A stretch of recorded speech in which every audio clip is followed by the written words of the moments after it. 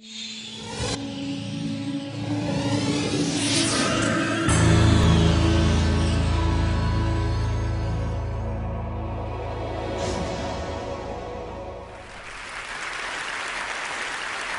going to start here. This is a hand-lettered sign that appeared in a mom-and-pop bakery in my old neighborhood in Brooklyn a few years ago. The store owned one of those machines that can print on plates of sugar, and kids could bring in drawings and have the store print a sugar plate for the top of their birthday cake. But unfortunately, one of the things kids liked to draw was cartoon characters. They'd like to draw the Little Mermaid, they'd like to draw Smurf, they'd like to draw Mickey Mouse. But it turns out to be illegal to print a child's drawing of Mickey Mouse onto a plate of sugar. And it's a copyright violation. And policing copyright violations for children's birthday cakes was such a hassle that the college bakery said, you know what, we're getting out of that business. If you're an amateur, you don't have access to our machine anymore. If you want a printed sugar birthday cake, you have to use one of our prefab images, only for professional. So there's two bills in Congress right now. One is called SOPA, the other is called PIPA. SOPA stands for the Stop Online Piracy Act. It's from the Senate. PIPA is short for Protect IP, which is itself short for Preventing Real Online Threats to Economic Creativity and Theft of Intellectual Property, because the congressional aides who name these things have a lot of time on their hands. And what SOPA and PIPA want to do is they want to do this. They want to raise the cost of copyright compliance to the point where people simply get out of the business of offering it as a capability to amateurs. Now, the way they propose to do this is to identify sites that are substantially infringing on copyright, although how those sites are identified is never fully specified in the bills. And then they want to remove them from the domain name system. They want to take them out of the domain name system.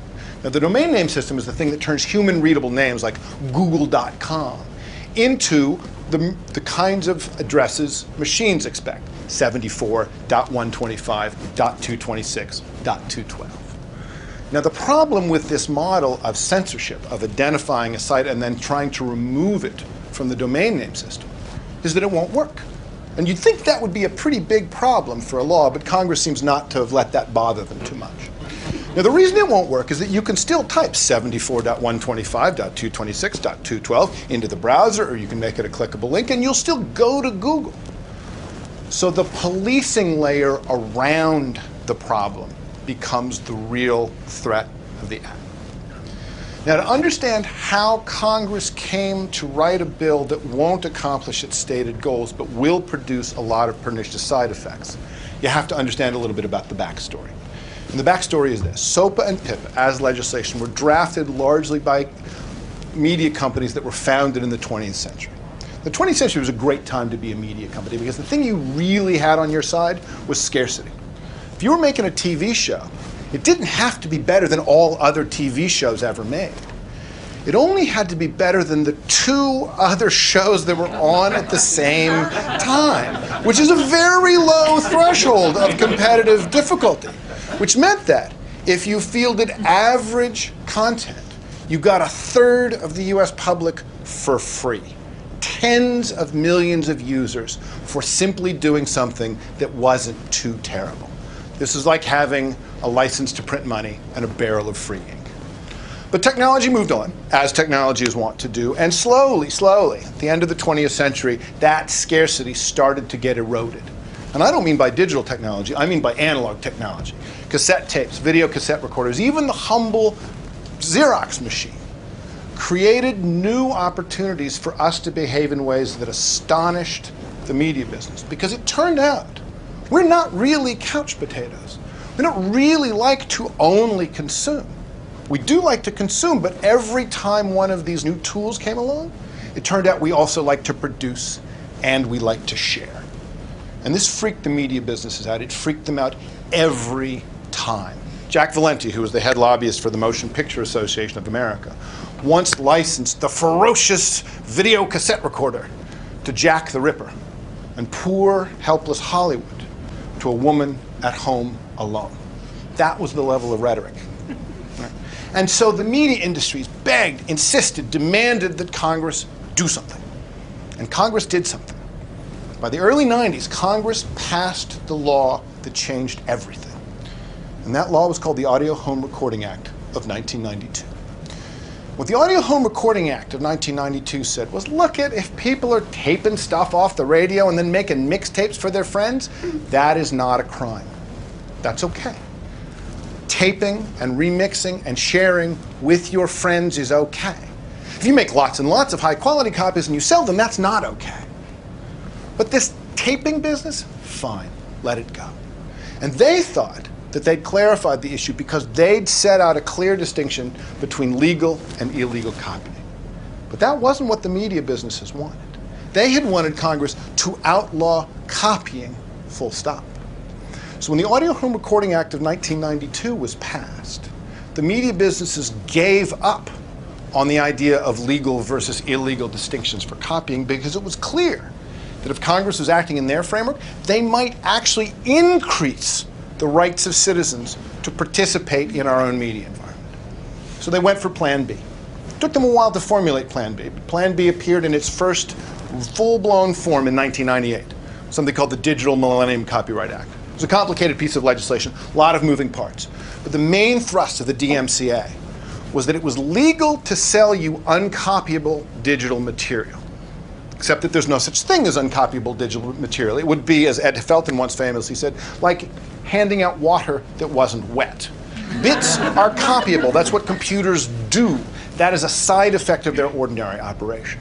So in order to fake the ability to sell uncopyable bits, the DMCA also made it legal to force you to use systems that broke the copying function of your devices.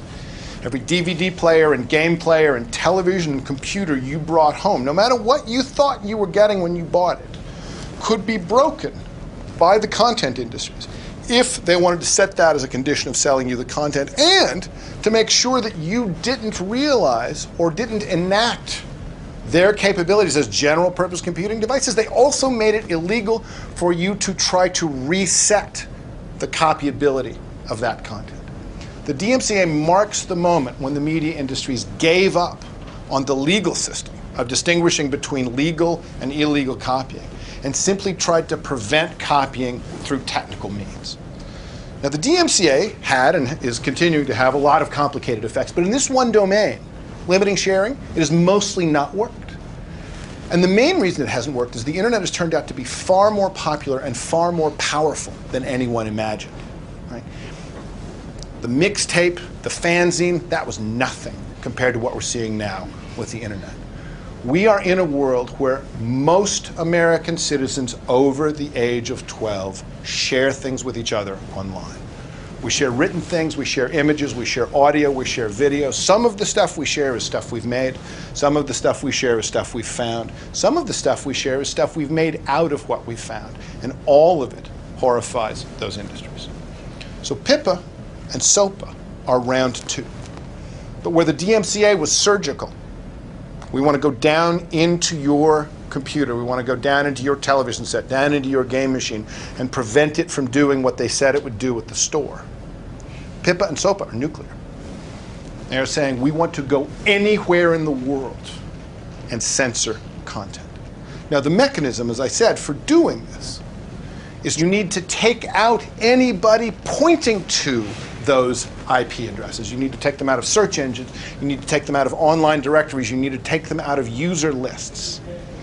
And because the biggest producers of content on the internet are not Google and Yahoo, they're us. We're the people getting policed. Because in the end, the real threat to the enactment of PIPA and SOPA is our ability to share things with one another. So what PIPA and SOPA risk doing is taking a centuries-old legal concept, innocent until proven guilty, and reversing it.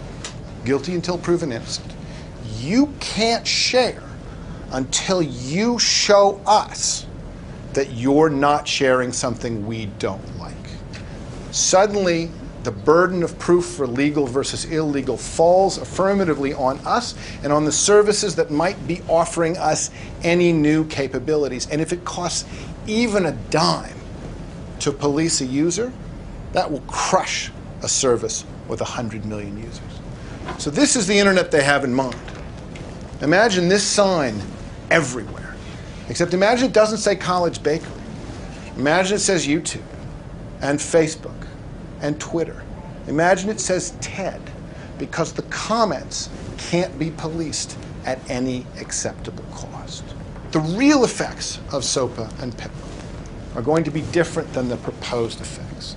The threat, in fact, is this inversion of the burden of proof, where we suddenly are all treated like thieves at every moment we're given the freedom to create, to produce, or to share. And the people who provide those capabilities to us, the YouTubes and Facebooks, the Twitters and TEDs, are in the business of having to police us or being on the hook for contributory infringement. There's two things you can do to help stop this. A simple thing and a complicated thing, an easy thing and a hard thing. The simple thing, the easy thing is this. If you're an American citizen, call your representative, call your senator. Now, when you look at the people who've co-signed on the SOPA bill, people who've co-signed on PIPA, what you see is that they have cumulatively received millions and millions of dollars from the traditional media industries. You don't have millions and millions of dollars. But you can call your representatives, and you can remind them that you vote, and you can ask not to be treated like a thief, and you could suggest that you would prefer that the internet not be broken.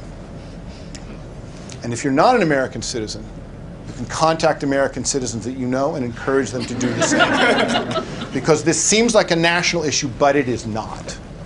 These industries will not be content with breaking our internet. If they break it, they will break it for everybody. That's the easy thing. That's the simple thing. The hard thing is this. Get ready, because more is coming. SOPA is simply a reversion of COICA, which was proposed last year, which did not pass. And all of this goes back to the failure of the DMCA to disallow sharing as a technical means. And the DMCA goes back to the Audio Home Recording Act, which horrified those industries. Because the whole business of actually suggesting that someone is breaking the law and then gathering evidence and proving that, that turns out to be really inconvenient, right? We'd prefer not to do that, says the content industry.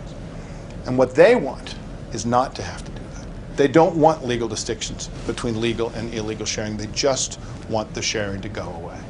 PIPA and SOPA are not oddities. They're not anomalies. They're not events. They're the next turn of this particular screw, which has been going on 20 years now. And if we defeat these, as I hope we do, more is coming. Because until we convince Congress that the way to deal with copyright violation is the way copyright violation was dealt with Napster, with YouTube, which is to have a trial with all the presentations of evidence and the hashing out of facts and the assessment of remedies that goes on in democratic societies. That's the way to handle this. In the meantime, the hard thing to do is to be ready, because that's the real message of PIPA and SOPA. Time Warner is called, and they want us all back on the couch, just consuming, not producing, not sharing, and we should say no. Thank you.